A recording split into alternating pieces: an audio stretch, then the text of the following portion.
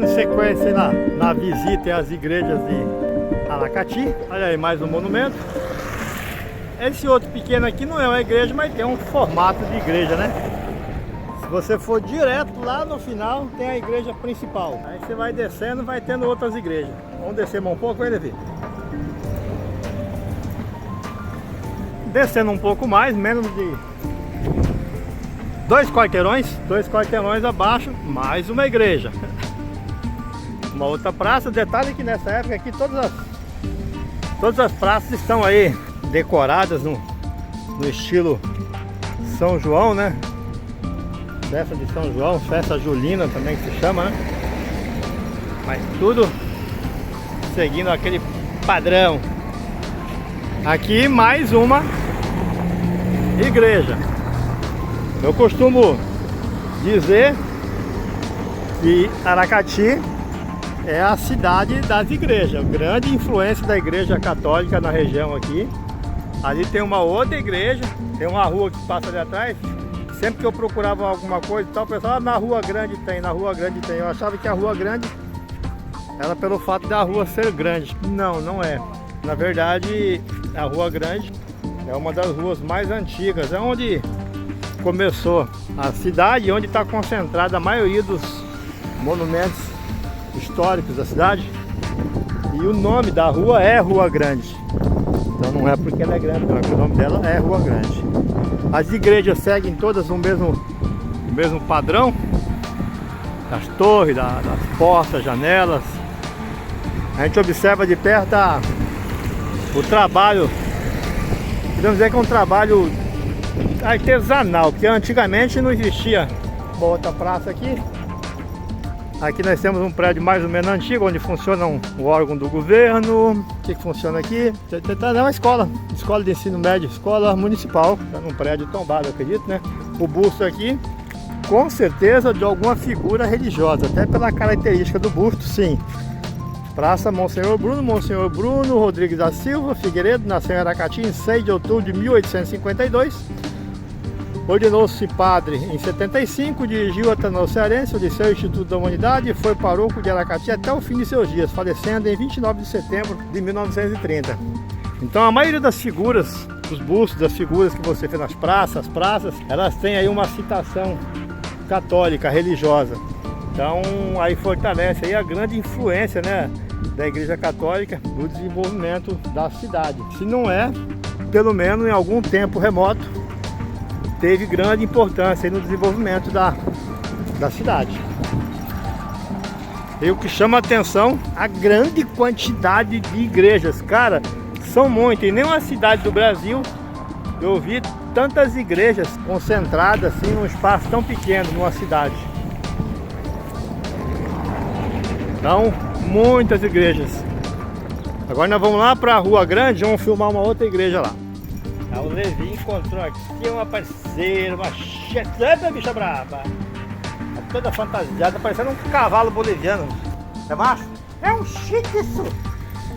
Olha a forga do gato, velho.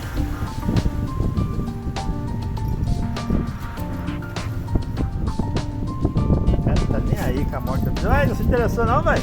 Olha a forga do gato. Ei, cara. Tu é feio demais, cara. Vambora. Não se interessou não.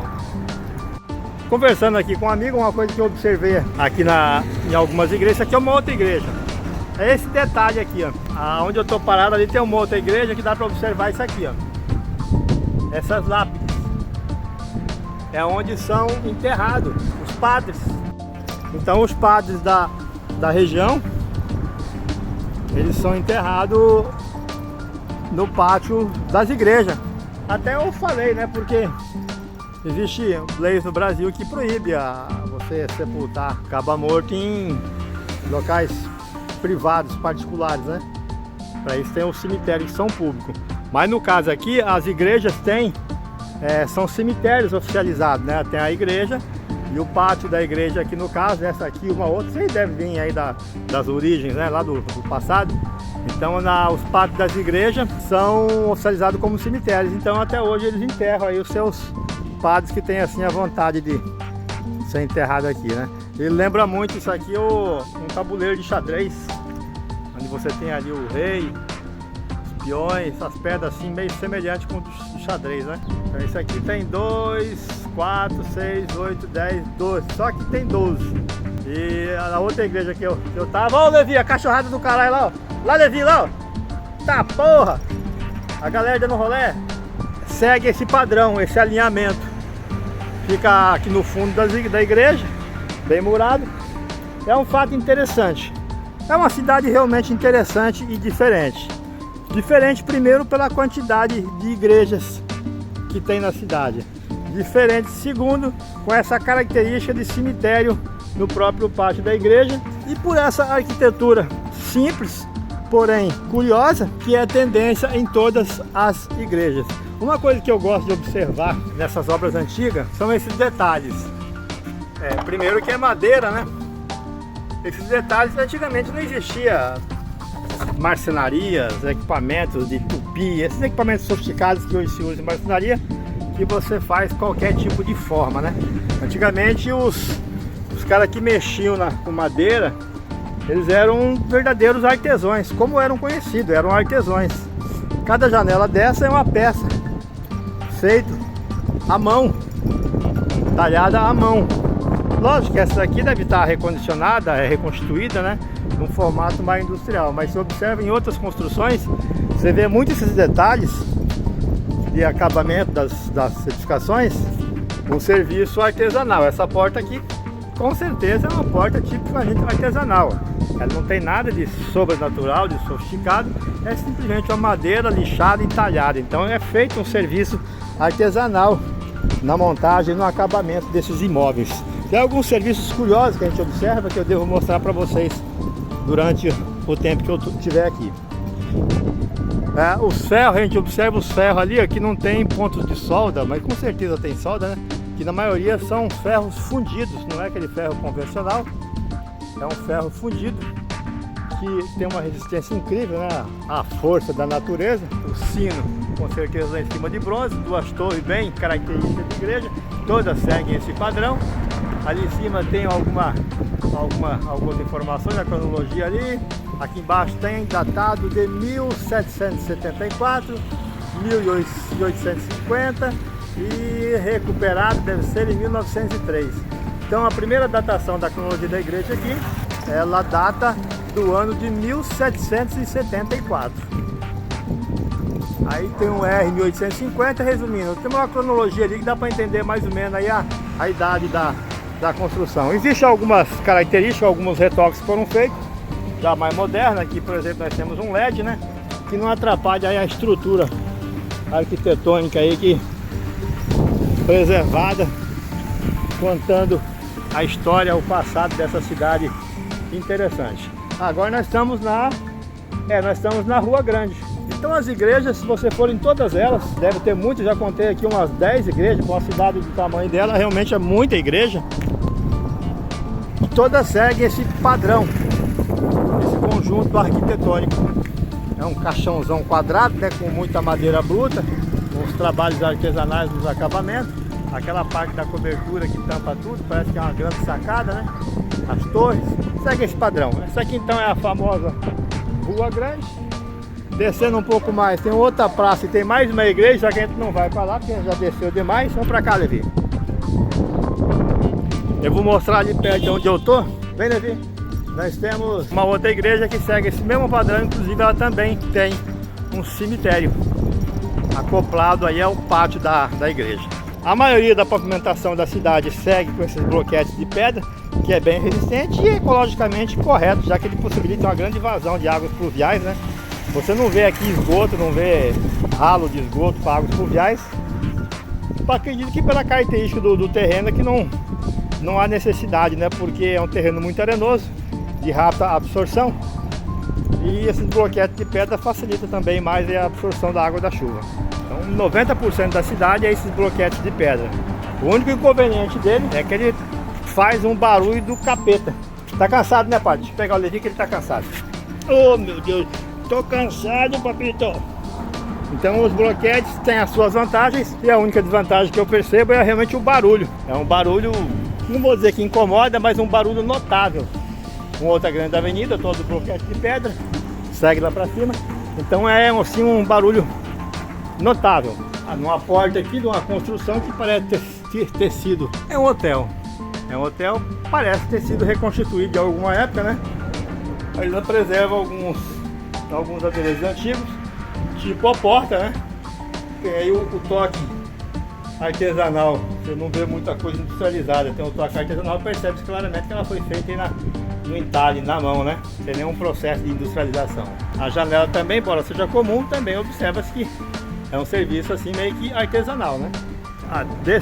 Desse ângulo da igreja a gente tem uma visão mais detalhada. Observe aqui o telhado lá em cima é um telhado comum, né? Como se tivesse sido erguido um caixão em volta de uma casa normal, mas não é, aquele é o telhado da igreja mesmo. Esses detalhes assim quadrados, que é tendência hoje em alguns condomínios chiques, né? Você esconder o telhado. Antigamente já se usava essas manobras arquitetônicas, né? Então você consegue esconder o telhado das edificações e ficam bonitos, né? Mais uma porta bruta lá em cima, tá vendo? É simplesmente madeira bruta com os furos, um serviço aqui observado aí claramente que é um serviço bem artesanal. Essa porta, madeira maciça, muito pesada, uns detalhes de entalhe na madeira, os relevos da madeira, né? Então dá para perceber claramente aí também um serviço bem artesanal. As grades lá em cima também seguem o mesmo padrão, a mesma tendência. Tem uma plaquinha aqui, vamos tentar ver se a gente consegue alguma cronologia. Essa aqui, o nome está apagado, mas desconhece-se a data da sua edificação, sendo porém possível especular que tenha sido construída ainda no século XVIII, por volta dos anos de 1800, né? Dado seu aspecto artístico, inspiração barroca, com seu frontal composto por sinuosas volutas, sei lá que diabo é volutas, sabe que foram confirmadas nos seus estatutos pelo imperador Dom Pedro II em 17 de fevereiro de 1854. Sua edificação deve ser mandada a Nossa Senhora dos Prazeres, dos homens pardos livres. Oxe, que desgrama é essa? Mas já existia naquela época aí a segregação, né? Mas resumindo, não tem esses dados concretos da edificação, de quando foi construída a igreja, mas aí fala um pouco sobre a sua cronologia, seus dados históricos e a origem da sua arquitetura, né? Uma construção não muito antiga, onde funciona aqui o Instituto Salesiano, escolas, né? Então, um trabalho que eu achei interessante foi esse aqui, ó. O capricho, que podemos chamar isso aqui de artesão também, né? É um revestimento em uma chapa de pedra, uma espessura razoável, mas um acabamento assim perfeito, extraordinário. São várias colunas que seguem um alinhamento aqui de uns 50, 100 metros ou mais, mas a perfeição que o cara fez essa obra é notável. Muito bacana o acabamento, parabéns aí ao executor da obra. E vamos seguindo em frente. Lá em cima, lá no final dessa rua, tem aí a catedral, que parece ser a igreja principal, né? O legal de observar é que todas as outras igrejas, inclusive essa aqui, todas elas seguem o mesmo padrão arquitetônico. É quase que uma cópia uma da outra. Logicamente, há umas com mais, outras com menos detalhes, mas o padrão da construção, ela segue aqui o mesmo, né?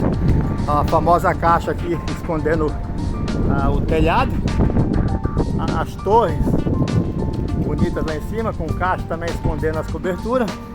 Essa porta aqui claramente é uma porta original, tanto que tá abandonado, né? Tá comido aí por cupim. Dá uma vontade imensa de entrar lá dentro pra sentir um pouco do cheiro do passado. Serviço artesanal, e pelo jeito era uma madeira bem extensa, né? Bem grossa, pelo relevo que tem essa madeira aqui, ó. Isso aqui era feito no braço, na talhadeira mesmo, né? Pelos artesãos. Pronto, aqui nós temos uma outra igreja aqui, que tem um outro cemitério. Ver se eu consigo filmar lá dentro, por cima talvez. Aí tem uma lápide, é uma igreja quase que idêntica à outra que a gente estava lá. É mais um cemitério da igreja. Aqui tem um monumento, dá pra ver? Cadê o monumento? Cadê? Tá por ali, acho que deu pra ver, né? Tô filmando por cima do muro. É uma igreja que parece estar abandonada. É uma cópia da outra igreja que a gente... Pronto, aqui dá pra ver melhor. Deixa eu ver essa árvore aqui não atrapalhar. Olha lá, nós temos uma outra lápide. Aqui dá pra ver pelo buraquinho. O buraquinho não dá não. Por cima dá. Lá temos uma outra lápide. Mais um cemitério da igreja. Essa aqui tá abandonada mesmo. E nós estamos aqui, ó. Ai, caralho, a formiga me pegou aqui, porra, caralho. Levi tá aqui. Cansado, muito quente. Levi tá cansadão aqui. Não, papai? Meio metro de língua de fora. E nós estamos aqui nessa praça já há uns 3 dias, só na energia solar. Não conseguimos nenhuma tomada e também não tá preciso que tá precisando, que o sol aqui é bem intenso. Opa, os caras estão arrumando a iluminação da igreja aqui. A iluminação da praça. Tem uns holofotes bem arrombados, hein? Vamos chegar pro barraco. A gente saiu para almoçar, comprar algumas tranqueiradas, deixei a casa aberta. E você tem esse capricho de poder deixar tudo aberto. Vamos chegar, né, Levizão? E aí, Levizão? E aí, pai? Cansado? Cansado não. Tá quente, né? Aproveitando aqui um resto de lagosta que eu tinha aqui. Resto de lagosta não, algumas lagostas aqui na geladeira ainda. Eu particularmente não gostei muito de lagosta não. Usar aí aquele arrozinho especial, né? Arroz arbóreo, especial para risotos. Para acabar logo com essa lagosta aqui que eu enjoei de comer lagosta, velho. Na moral, de camarão não enjoei não, mas a lagosta, não sei se é porque eu nunca acertei fazer. Mas eu nunca achei ela assim, aquela coisa atraente assim, sabe? Fazer o risotinho básico aqui pro almoço. Eu gosto de fazer esses pratos aqui, que vai tudo numa lapada só. Que você economiza, além de você economizar tempo, passo, fica uma coisa mais tática, né? Numa panela só você faz tudo. Vai dar aqui meu arroz. O arroz arbóreo eu não misturo com os outros, eu deixo ele só para fazer os risotos. Eu faço risoto de frango, de camarão, o risoto de lagosta. É a primeira vez que eu estou fazendo. Basicamente eu tenho aqui alho, cebola picada, a lagosta, tempero padrão, né? A gosto. E o arroz. O arroz, ultimamente algumas dicas aí dos meus amigos aí, eu fazia risoto com arroz comum, né? Mas pegando algumas dicas, algumas recomendações, a gente vai aprendendo. Hoje eu faço o risoto com um arroz específico, o tal de arroz arbóreo. Vamos deixar pegar um pouco o tempero aqui. Essa semana eu comecei a mexer no ônibus, que eu estou fazendo uma revisão na instalação elétrica todinho. Eu arranquei toda a fiação, fiz toda. Até mesmo para conhecer como é que funciona, onde é que está o fio, para onde vai, de onde vem, né? É interessante você que tem seu motorhome, você saber o máximo possível dele. E já que eu tinha dúvida de como estava a instalação elétrica dele, sobre a segurança, eu falei, tô fazendo mesmo. Desmanchei, comecei a desmanchar tudo, identificar, marcar, trocar cabo que tinha que se trocar, né? Cabo fino ou cabo grosso, adequar aí as normas de segurança. Ao mesmo tempo consegui mapear aí toda a parte elétrica do veículo. E assim eu já fiz. Está em 95%, acredito que concluída, falta pouca coisa, né? Devo terminar ainda essa semana, que eu faço as coisas devagar, sem pressa. Fazendo almoço, conversando, editando um vídeo, dando uma volta com o Levi, fazendo um pouco mais do serviço e assim vai. O Levi, ele gosta, tá tudo bagunçado aqui que eu tô mexendo, né? Aqui tá finalizado já. Daqui pra frente tá finalizado, eu fiz toda a parte elétrica. Falta só eu mexer na parte do climatizador, tem que revisar a instalação do climatizador. E basicamente só, talvez trocar a fiação da bomba d'água, vamos ver. E assim que tiver pronto o risoto, eu mostro pra vocês como é que ficou aí o prato, beleza? Vamos lá.